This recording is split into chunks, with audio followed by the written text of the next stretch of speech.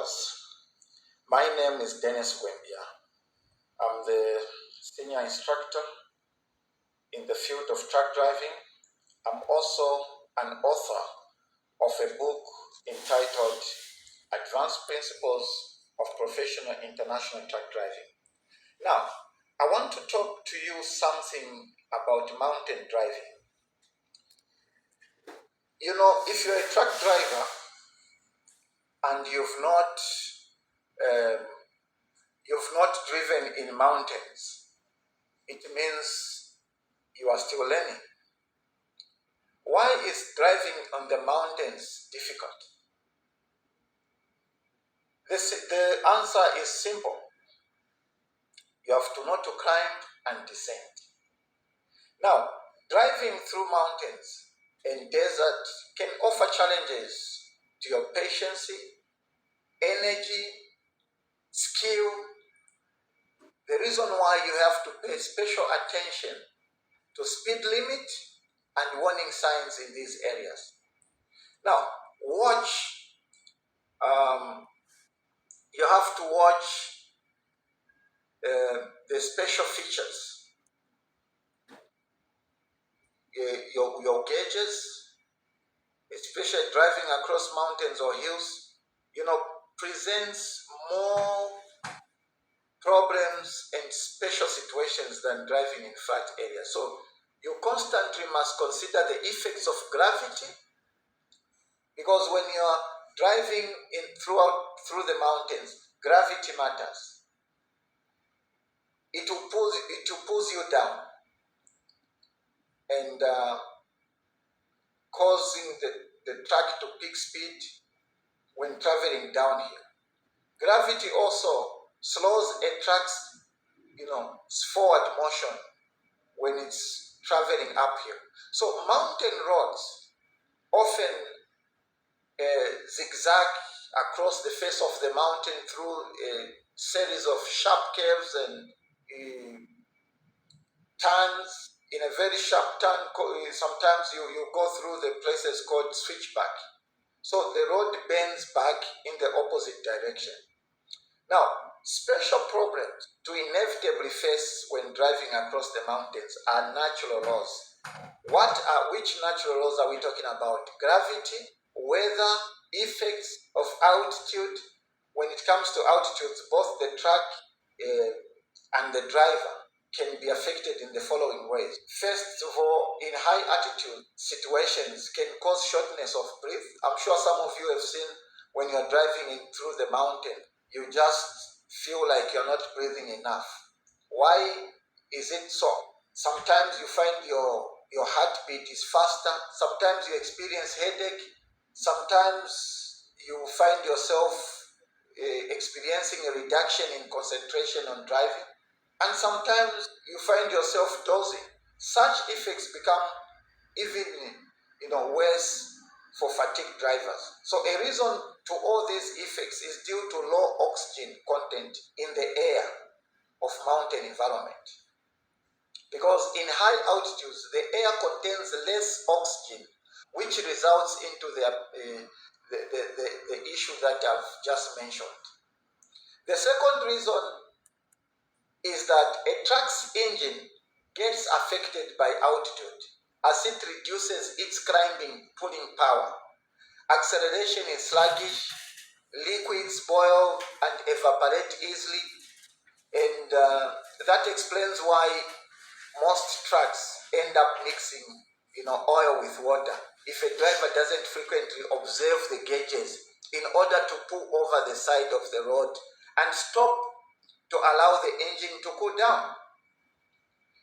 It is very dangerous for the engine to overheat because it can easily cause what we call vapor lock, which is the condition of a hot engine that causes a gaseous state which cannot be pumped into engine when you shut it off. So the engine may not start because fuel cannot be pumped into the engine gaseous state.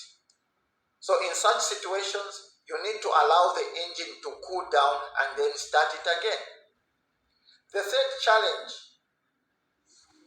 the, the third challenging issue in mountain driving here in Zambia is weather. Rain, early morning fog, mist, or haze. If you are driving in other countries such as some parts of South Africa, you don't rule out snow or ice. It's important to inquire about the weather condition via WhatsApp groups or other media sources. Last time I was driving through Durban to Johannesburg, where somewhere after Pietermaritzburg going towards Harrismith, there was a terrible snow. We had to wait for road to be cleared by the local authorities. So professional truck driving skills application in mountain driving is inevitably important to avoid possible collisions by minimizing the risks involved. Through good practice and knowledgeable personal discipline, especially when driving down the mountain, the force of gravity pulls your truck faster than usual unless you resist it by engaging to the lowest gear. Occasional application of the braking system that should resist gravity. Do not apply brakes steadily in mountains because the power of brakes can fade due to overheating. You need to decrease the engine power by way of downshifting, to lowest gears. If you are braking often, better shift to the lower gear. Keep your speed low enough so that you can stay in your lane. Don't ride the brake pedal. Use light pressure on brakes, to slow down gradually. A reason why you are downshifting is to reduce speed, mountain control of the truck, and save on braking. So you must keep the truck under your control at all times, because a heavy-duty truck like the one you're driving usually experience braking problems when driving down the mountain road. Some mountains, mountain roadways such as the Chirundu road were designed to have an escape or runaway ramp, if you like, depending on what you call it. The ramp provides a place for speeding vehicle to safely stop when brakes are no longer effective. There are also certain situations such as when two vehicles meet on the narrow mountain road where none can safely pass. I've had some truck driver students ask me questions over similar situations, during classroom training sessions. What to do when confronted by such circumstances? The answer is simple. When you are found in such a situation, the vehicle heading down the hill must back up until the driver going uphill can pass, for a simple reason.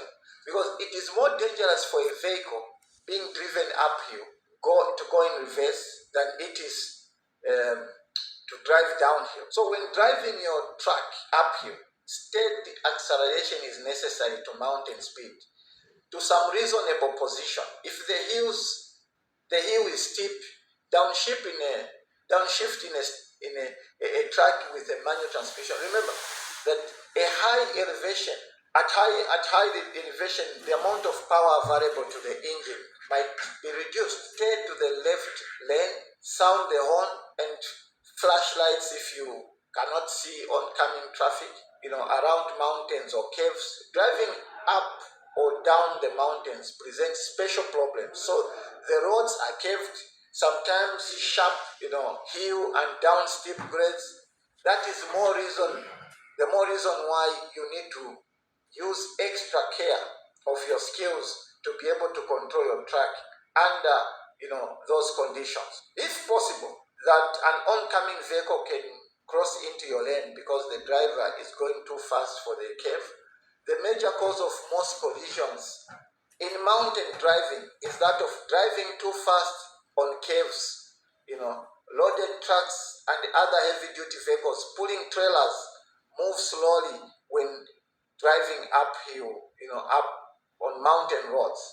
In such situations, maintain a stable following distance. Follow at their speed, bearing in mind that some vehicles may fall, may fail to pull up the mountain and start pulling back as professional truck driver, always bear in mind that sharp curves, steep grades, and other vehicles limit how much of the roadway ahead you can see at any given time. So the role of gravity in mountain driving is that when you drive uphill, gravity acts to slow your truck. Therefore, in order to maintain speed, you need to engage to low gear and accelerate just before the hill to give your truck extra power. When you drive downhill, gravity acts with your truck. So as a result, your speed increases. It is for such reasons why you should downshift and apply brakes in order to resist that force of gravity. So gravity, gives objects their weight. The weight of an object, such as your truck, is distributed evenly about a point. This point is called the object center of gravity. What this means is that the lower an object center of gravity, the more stable the object. So some trucks are designed to have low center of gravity in order to handle well in turns and during quick maneuvers, like the one I was driving when I was working for a certain transport company in Osaka. So some good engineering mechanisms saved my life at Kapilingozi along Chirundu Road in southern Zambia. So a truck loaded with heavy goods on top of a light goods on a trailer raises even more of such truck center of gravity, making it less stable and difficult to control. Turning or driving on caves, and especially during sudden changes in braking, acceleration, and direct display. Almost all trucks, over large vehicles, have those problems. So I noticed that most of the drivers across SADC region, and more especially in my native country, Zambia, do not attach the importance of physics in truck driving, when in fact more than 60% of the driving task is composed of pure physics. Don't necessarily blame truck drivers for such attitudes, but the country's lower, truck driving education standard somehow pegged the truck drivers, even remuneration, to that of an unskilled domestic worker. So if only our country's truck driver education system could be upgraded, it's best all the drivers would be recognized as professionals. So physics, being a scientific study of forces such as heat, light, sound, and others, which relate and explain how they affect the movements of heavy-duty trucks on our roadways across the continent of Africa and beyond. The law of physics is simply a law of natural forces. Unless we understand how these natural forces play on the movement of trucks, we can never explain the causes of many collisions or accidents on our continent. Therefore, natural laws are categorized by early science revolutionists, can greatly help us understand the machines we drive. My colleagues, natural laws affect stopping distance, braking, steering, and understanding of relationships between those natural laws and our trucks can help us become better and safer professional truck drivers. We cannot shy away from natural laws because these laws of nature affect all vehicles the same way. Yet we, the people, react differently. For instance, you may not stop within the same distance another driver in the same truck will. So the distance your truck takes to stop is its total stopping distance.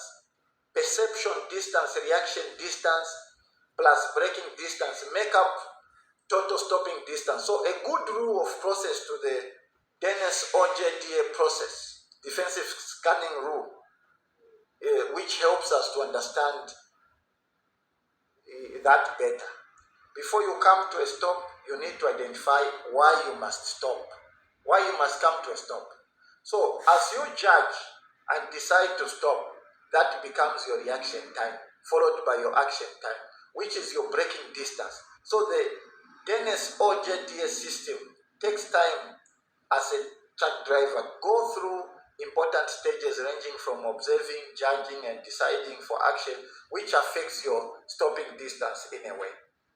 So, how much do natural laws affect your driving, your truck driving? For instance, braking is a result of friction between the the brake linings and the wheel drums, or wheel discs and pads, if you like. So friction slows the rotation of the wheels and tires and the roadway surface. When you apply brakes on your truck, you are decreasing the truck's momentum and kinetic energy. So how are the four factors generally affect the truck's braking distance? One, condition of the roadway affects the braking distance because the distance is greater when the friction on the road surface is reduced due to bad weather or in situations where the road surface is unpaved or rough.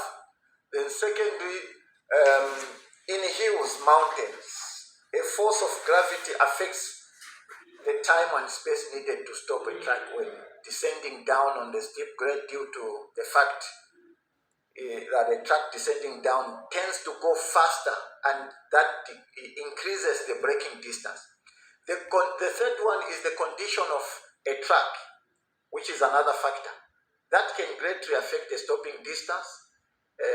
Defective brakes, defective tires, or worn out shock absorbers are potential elements capable to reduce traction by increasing, distance. The fourth one, the other obvious factor is speed. The higher the speed, the longer the braking distance. So apart from gravity, we need to understand that there are other forces such as energy of motion or kinetic energy. In simple terms, the energy an object has as it moves is called energy of motion or kinetic energy. All objects in motion have kinetic energy as well as momentum.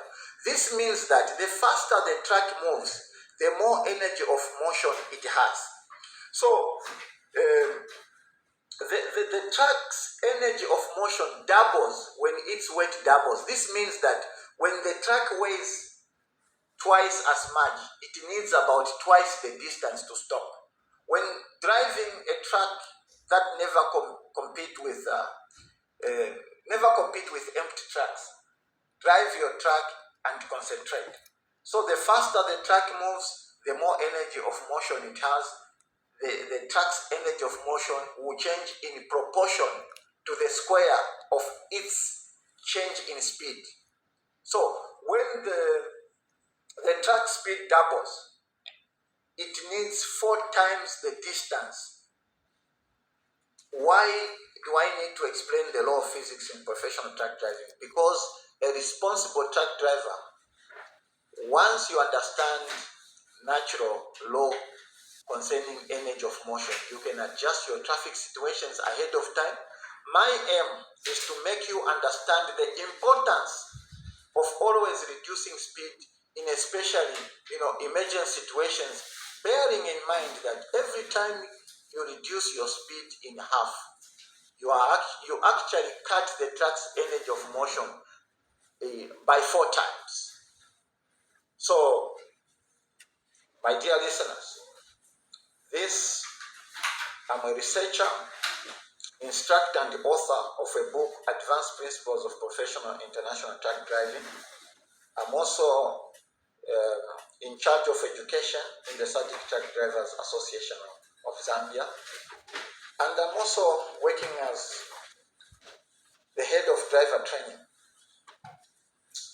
in my company where I work for. So have a blessed, wonderful time. This is your host, instructor, Dennis Bwembya, author. Thank you.